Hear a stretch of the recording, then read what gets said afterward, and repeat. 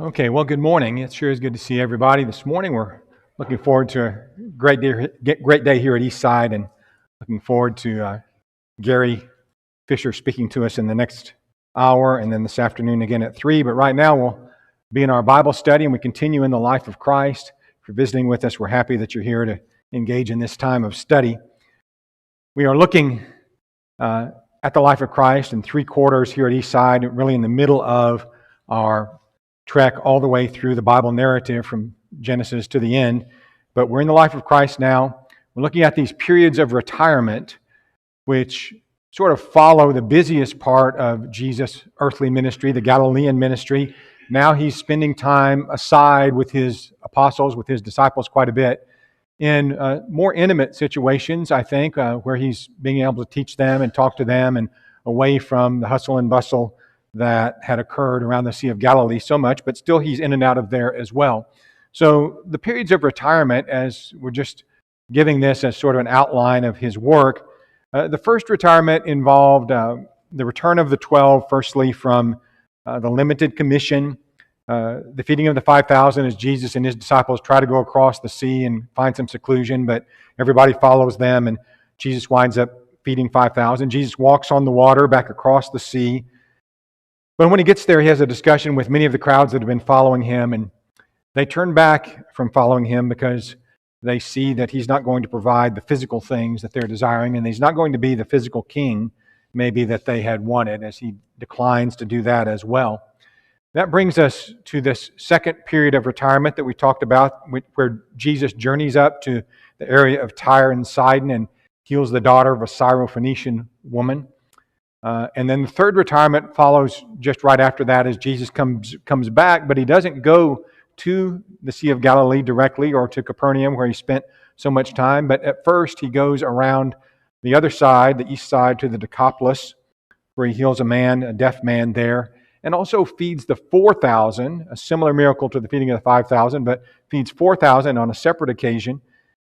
And he comes back from that, and the Pharisees and Sadducees demand a sign. That's where we're going to pick up our narrative in just a minute, which will involve the fourth retirement, where Jesus will begin our lesson in a minute by seeing him rebuke the disciples for failing to understand an important point that he's trying to teach them. They go to Bethsaida, and Jesus heals a blind man there, and then they go toward Caesarea Philippi, and we'll be looking at that, and the transfiguration of Jesus, and Jesus foretelling his death and resurrection, actually at least twice during this fourth retirement. So that's very significant. So the lesson today is lesson 6 in this second quarter. Jesus rebukes his disciples, a blind man is healed, Peter's confession at Caesarea Philippi, and the transfiguration. The text that we'll be looking at, Matthew 16 and Matthew 17, I'll be following mainly the account in Mark 8, and Mark 9, but we will be referencing Matthew as well and somewhat a little bit in Luke. So that's where we are. If everybody can keep up and follow along, I'll try to keep us on course, but we have an awful lot to cover today. We left off in our last class period looking at the Pharisees and Sadducees demanding a sign. Jesus had fed the 4,000 on the eastern side of the Sea of Galilee. He comes across to the area of Magdala or Dalmanutha that you're seeing there on the picture. Pharisees and Sadducees come out and demand a sign, and Jesus says, there's not going to be any sign given to you. You don't discern the signs anyway. You're hypocrites, and we talked about what a hypocrite was at the end of our last class period. He says, a wicked and adulterous generation seeks a sign, and no sign will be given except the sign of the prophet Jonah. As Jonah was 3 days and 3 nights in the belly of the fish, Jesus had earlier explained in Matthew 12, Jesus would be 3 days and 3 nights in the heart of the earth. Mr. Mike.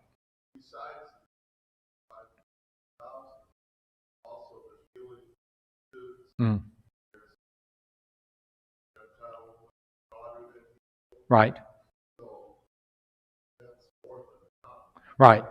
And we pointed that out toward the end of our last class period. He'd been doing signs all of the time. We have 40-something specific ones recorded, and many, many more mentioned in bulk, probably thousands.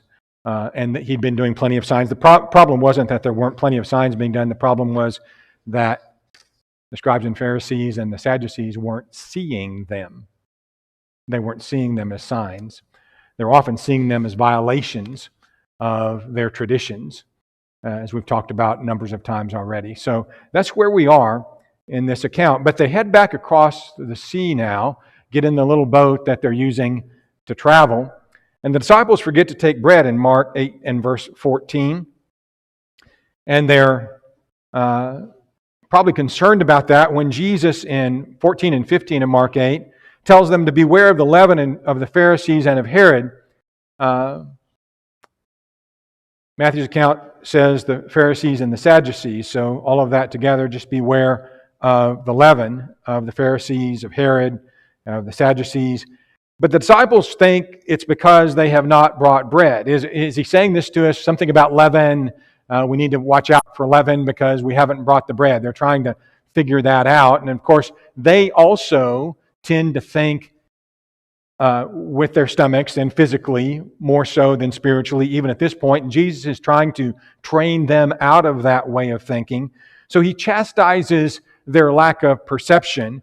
They needed to remember what they had seen and heard and understand its significance. So just in the last few days, they had seen him feed 4,000 people with 7 loaves and a few small fish. 4,000 people. Not too long before that, he fed the 5,000 with 5 loaves and 2 fish. 5,000 people. And there, how much was left over, he asked them. Well, in the one case, there was 12 baskets left over in the feeding of the 5,000. In the other case, 7 baskets left over in the feeding of the 4,000. So Jesus was able to feed all these people with lots left over. You think he's concerned about whether or not they've got bread? Why in the world would you even think that he's worried about, well, you guys forgot bread. That's what I'm getting on you for. Sure, that's what it is. So they're not very perceptive at all. And Matthew's account then says they then perceived that he was telling them to beware of the teaching, the doctrine of the Pharisees and Sadducees, because teaching is like that, like leaven. It influences so easily, it spreads so quickly, it takes over, and you have to be careful what you hear and what you accept. A person can lose their soul just as quickly for believing error as they can for doing that which is wrong. It's important to believe the truth. And Jesus wants his disciples to know that. It's a critical point. So he gets on them about that.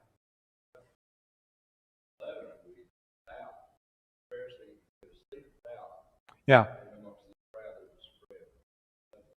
Right. That's what they were trying to do, is spread doubt, cause unbelief by the objections that they're constantly making to Jesus' work. And that, yeah, exactly. The seed of doubt will create havoc. Good thought. Yeah. Okay. So he goes then across the sea again. Again, we'll be back on the northeast shore of the Sea of Galilee, in the area of Bethsaida. We've been in Bethsaida before. It wasn't too far from Bethsaida. It was in the same region where he fed the 5,000 not too long before this. Bethsaida, interesting town. We'll say just a little bit about it here. We haven't talked much about what we know about it. We don't know an awful lot about it, but it was the hometown of Peter, Andrew, and Philip, according to John chapter 1 and verse 44. It's where they were from. The word Bethsaida, the town's name, means house of the fisherman or house of a fisherman. And archaeologists have excavated the house of a fisherman from this time period, in which they found, lead weights and anchors and needles and fish hooks and all of that sort of thing. So we can at least relate a little bit to where this was. The kind of people that would be here would be, it's a fishing village, that sort of people, but also people that had no doubt seen many of his miracles already, knew what Jesus was capable of. Many of them probably believed something about who he is, the Son of David, the Messiah to come. So they bring to him a man who is blind for Jesus to heal. Jesus heals the man in an interesting way. It reminds us a little bit of the deaf man that he healed not too long ago when he was on the eastern side of the Sea of Galilee in the third retirement. But he heals him in a way that you think, why is he doing these things? He leads the man by the hand out of town. take a blind man and you lead him. What does that require on the part of the blind man? Some faith and some trust, right? So what's Jesus doing? He's building that in the blind man. So there's a little bit of that must be going on. I think also leading him out of town might indicate that Jesus doesn't necessarily want to do this just with everybody there. And then he spits on the ground, he touches him and asks him if he sees anything. So he's, going through, I like to call rigmarole stuff here. He's doing this. Does he need to do that? He could just heal his blindness just by saying, open your eyes, right? But he doesn't do that. He touches him, does this, and he asks him what he sees, and the man says, well, I see men like trees walking. I'm not sure what that means, but he wasn't seeing clearly quite at first. He could see, but not maybe as he'd like to. He see images of things. And Jesus touched him again and made him look up, and he was restored to sight and saw clearly. What's healing the man? Well, the power of Jesus. What does Jesus want so many times in those that he heals? He wants faith. He wants faith. He wants the sign, the miracle, to bring them to faith. And he wants those who know about it to come to faith as well. But he instructs the man not to go into the town or tell anyone in the town. Now, this is one of several times these kinds of instructions will be given, and they're given, seems to me, more frequently the further ahead that we go. Jesus is not needing more publicity. He's got plenty enough. He is knowing at this point, as we'll see in a minute, that the end is near for him as far as earthly life, his earthly ministry. It will soon be that he'll be put to death. And he has plenty enough attention from the leaders in Judea already. Some from Jerusalem have already come up and challenged him all the way up in Galilee. He's been challenged by them when he's gone to Jerusalem already. And so he doesn't particularly need that confrontation to be ignited anymore. He is interested in people's faith and in showing compassion. Yes.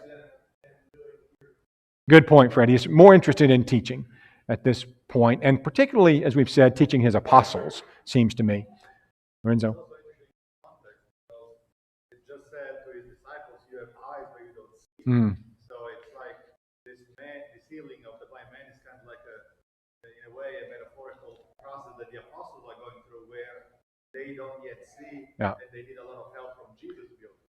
The healing of the blind always seems to have some special significance along that line, the sight to the blind and the light and all of that. And you have that here, where the apostles have been unable to see.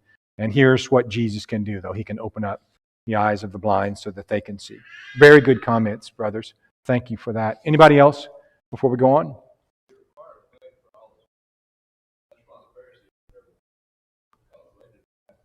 Yeah.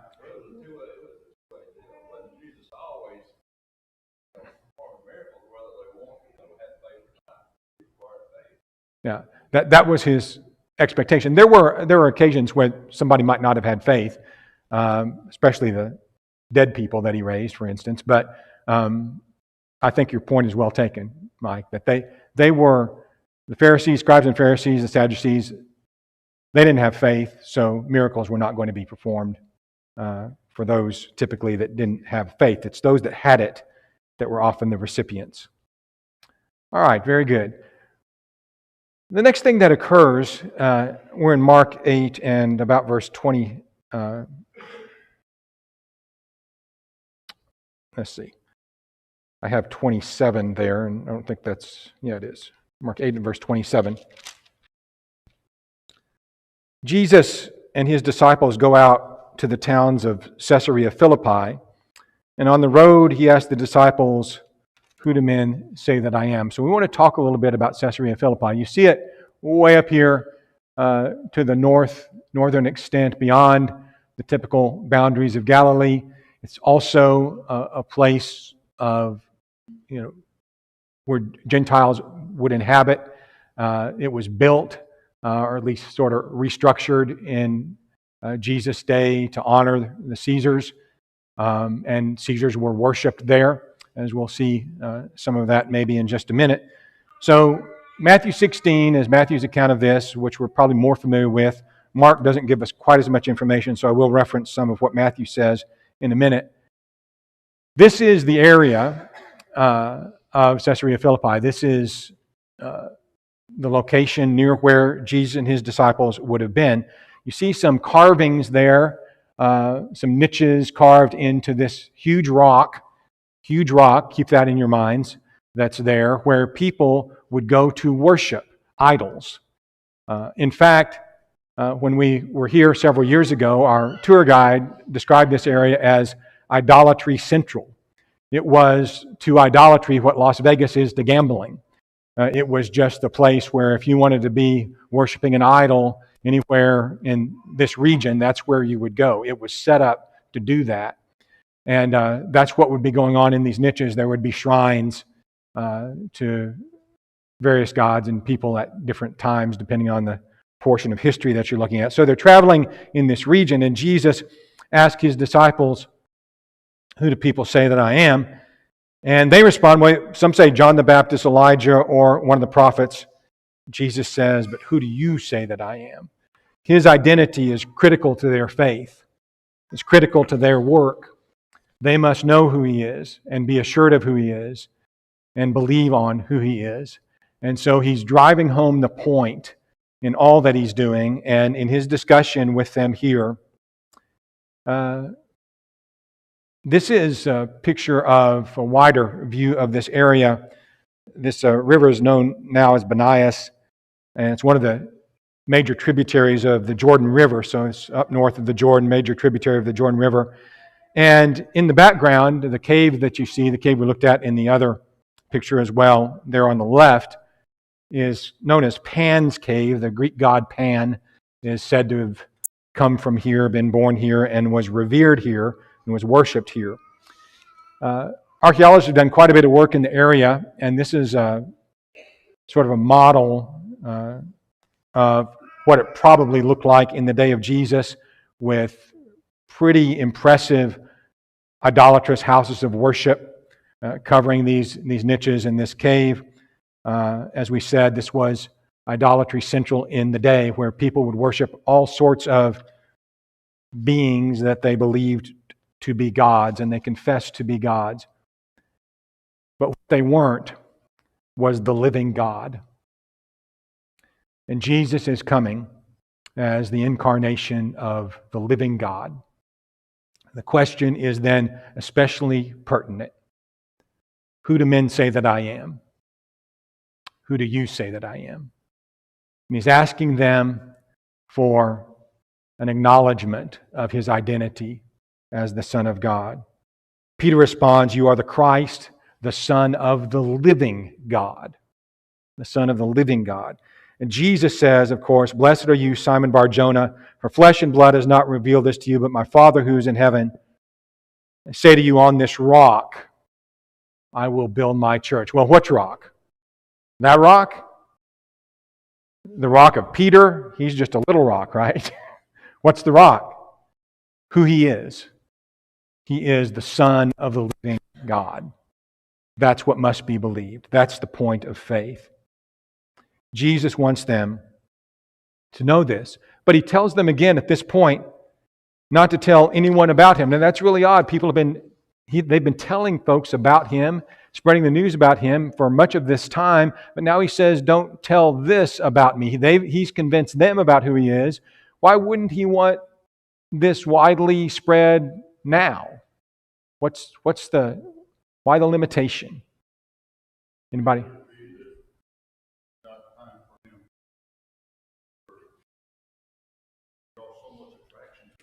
Right.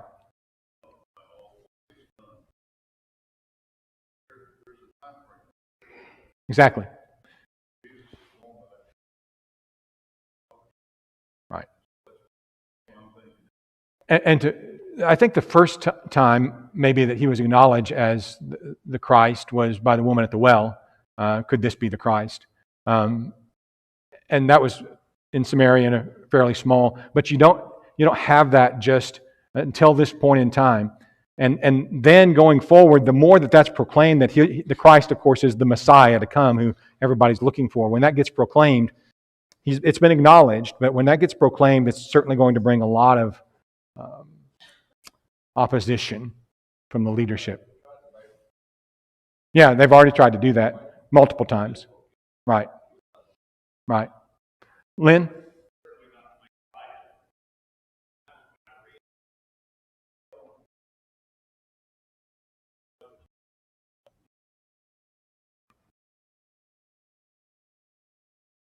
Right. Yeah, and that has happened multiple times already in his life where he's healed somebody, said, don't tell anybody, and the first thing they do is go tell everybody. So, and he understands that bit of human psychology as well. And so you don't know if that's what's at work or if he really, I think in this case, he really does want them not to speak about it at this point or proclaim it at this point, but hard to know all the motives from where I'm standing, at least. Going forward, Peter, just having made this great confession, will wind up doing something that Jesus will be disappointed in. Jesus begins to show his disciples that since he is the Christ, he must suffer, be killed, rise again. Mark 8 and verse 31. Here now he begins to pointedly proclaim his upcoming death. This is not something that he's talked about much to this point. Jesus had said little directly about his death up until this point. He had perhaps alluded to it, talking about the sign of the prophet Jonah. As Jonah was 3 days and 3 nights in the belly of the fish, so will the Son of Man be in the heart of the earth. That was Matthew 12. So he's maybe given allusion to that, but it hasn't been so bluntly stated as it is now in this part of his ministry. When he says that, Peter takes him aside and rebukes him. Far be it from you, Lord, this shall not happen to you. No, you're the Son of the living God. This can't possibly happen to you. Jesus, he's just professed that. But Jesus turns, he looks at Peter, he also looks at his disciples. He wants, I think, all of them to see what he's about to say to Peter.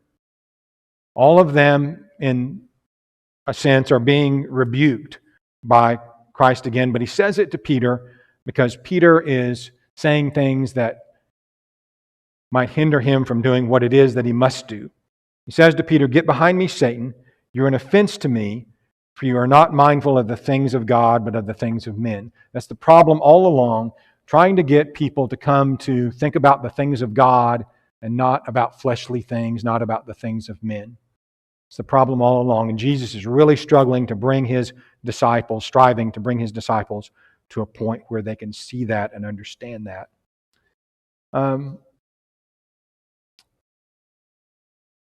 When you think about Peter, you've got a person who certainly is somewhat impetuous, but he's evidently a born leader, and he's often the spokesman for the disciples and the one who launches out in faith at times when others won't, and is willing to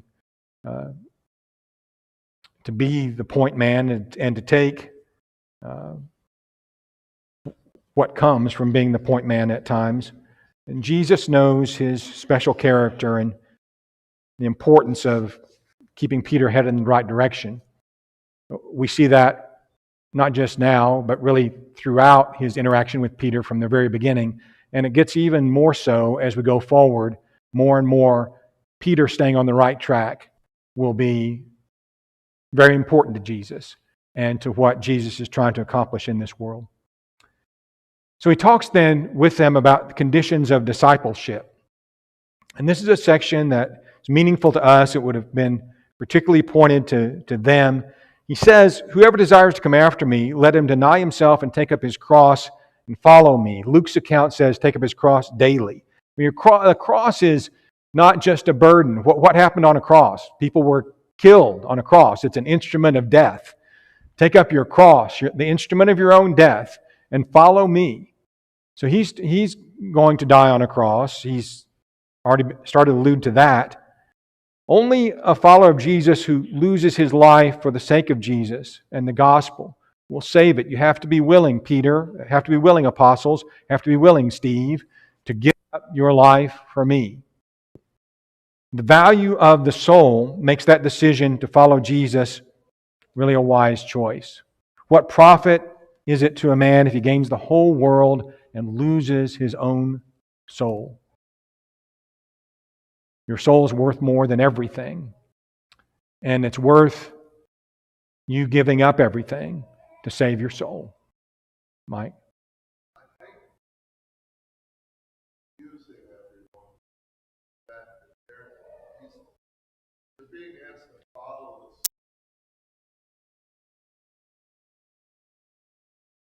Yet he's saying, but I'm gonna pass.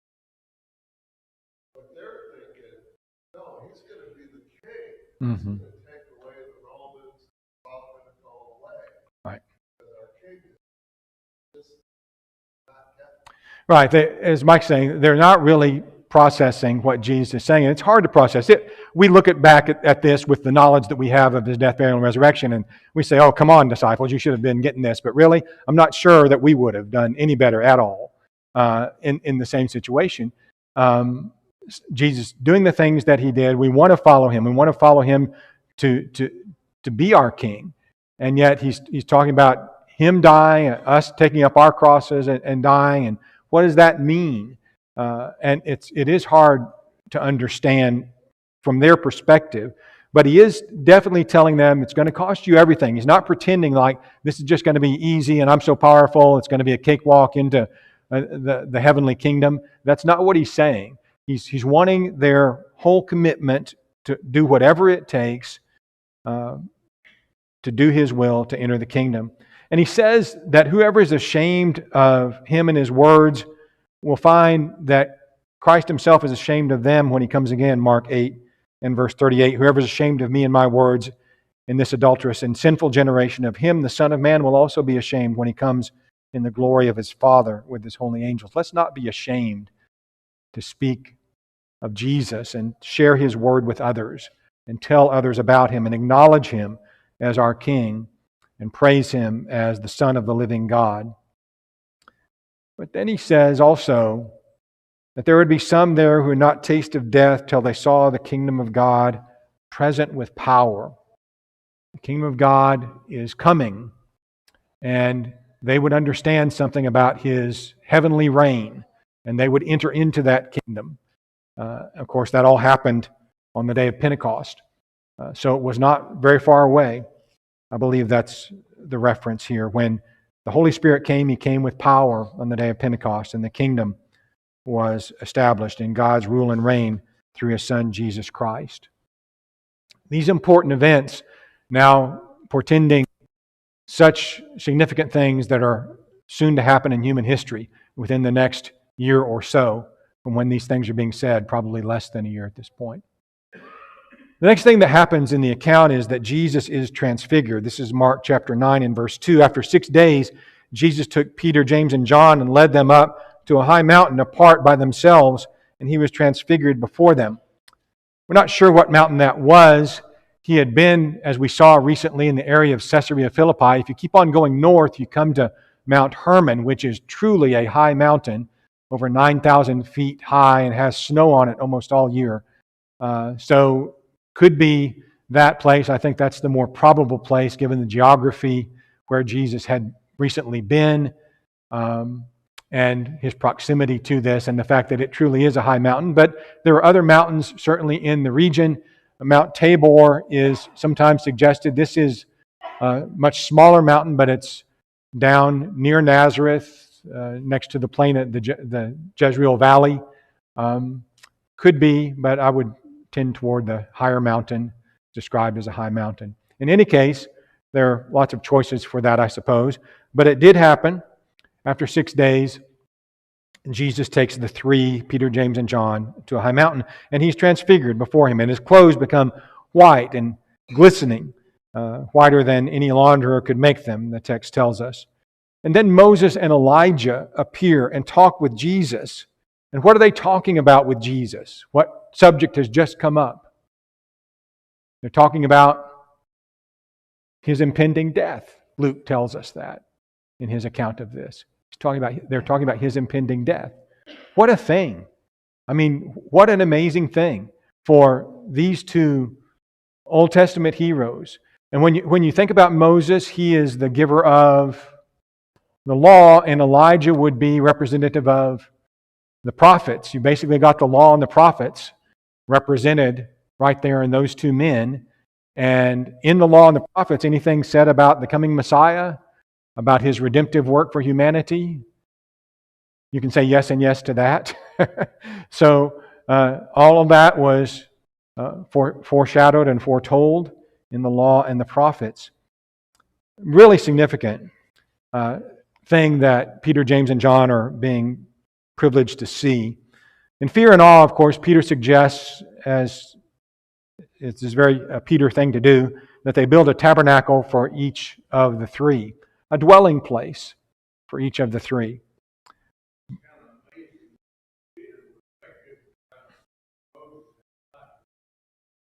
Yeah, you wonder about that. There were no pictures of Moses and Elijah. It's not like, yeah, I saw him on a video. That's who that is. They couldn't have done that. But there are several things we're not told. Obviously, all of the dialogue here we're not told. When they appeared, was there some announcement as to who they were? All sorts of things, could explain the ability to recognize who they were. The fact that Jesus himself was appearing in some glorious state, which Peter will later allude to, is indicative of maybe the special things that they were seeing. But the cloud overshadows them all, and a voice comes out of the cloud, "This is my beloved Son, hear him," Mark 9:7 says. And then the disciples suddenly are alone with Jesus. He instructs them not to tell anyone what they'd seen until he rose from the dead. This event makes a really lasting impression on Peter, as you can only imagine. He mentions it in his second epistle. In fact, he mentions it as the defining thing in his mind that made it without a doubt that Jesus is who he claimed to be. In 2 Peter chapter 1, Peter's nearing the end of his life. Death is approaching. He's talking about putting off his tent, his tabernacle. He's putting that off. But he says in verse 16, "We do not follow cunningly devised fables when we made known to you the power and coming of our Lord Jesus Christ. We were eyewitnesses of His majesty." Not just of Him, not just of Jesus and what he said and what He did and His miracles, but we were eyewitnesses of His majesty. So they see Him in some kind of glorified state where Peter actually gets a glimpse as to who Jesus really is in this world. Not just the human form that Jesus was wandering around in. But he gets some sort of glimpse of the majesty of this individual. And he explains what he's talking about. He says, "He received from God the Father honor and glory when such a voice came to him from the excellent glory, 'This is my beloved Son in whom I am well pleased.' And we heard this voice which came from heaven when we were with him on the holy mountain." So he's referring exactly to the Mount of Transfiguration. And he says, this was the impressive thing where I saw the true glory and understood the true glory of who Jesus is. Such an important event, particularly in Peter's mind.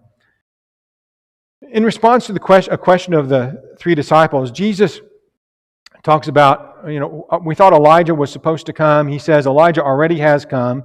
And Matthew's account in Matthew 17 and verse 13 says they understood that he spoke of John the Baptist. So John the Baptist was Elijah to come, in a sense at least. And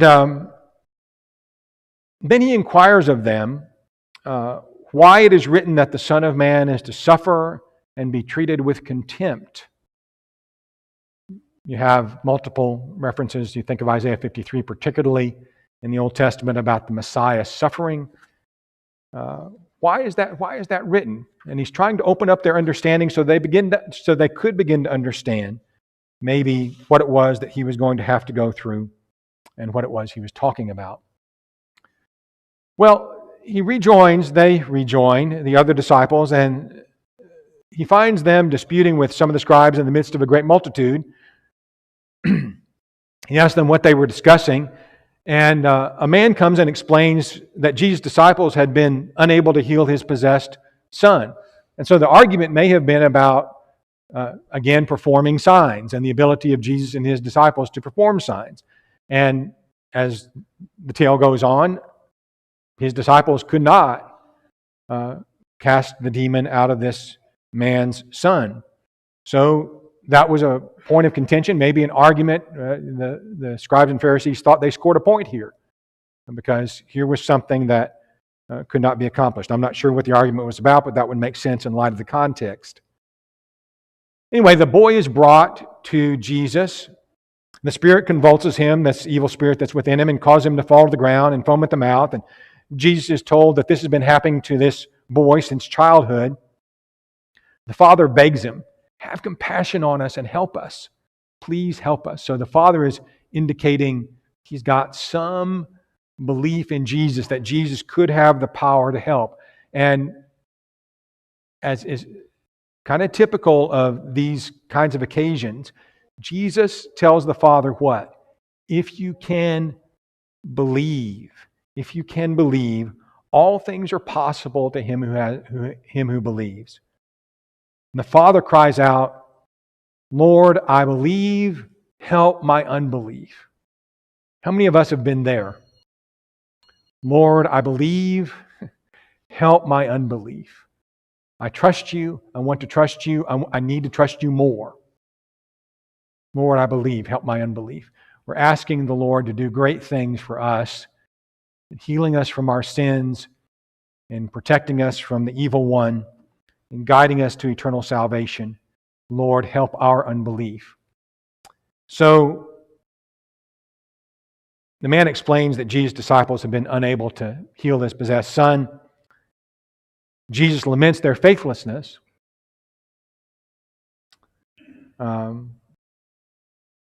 And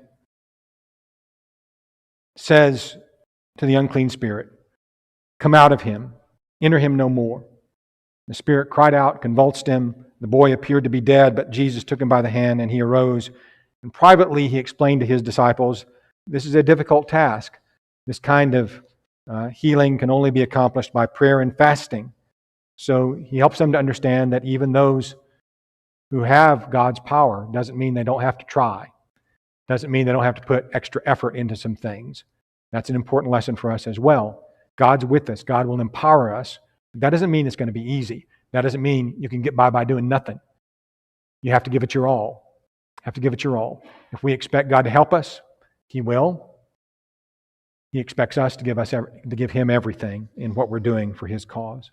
Jesus will again say at the end of this section, and this is the end of the lesson, that He is going to die. And He's preparing them for that. And this will be the last we say about that this morning. Matthew 17. While they were staying in Galilee, Jesus said to them, the Son of Man is about to be betrayed into the hands of men. They will kill Him. The third day He will be raised up. They were exceedingly sorrowful, but Mark adds they did not understand. Even still, they're having trouble processing how this could be, what Jesus is telling them. So we'll pick up there, Lord willing, Wednesday night.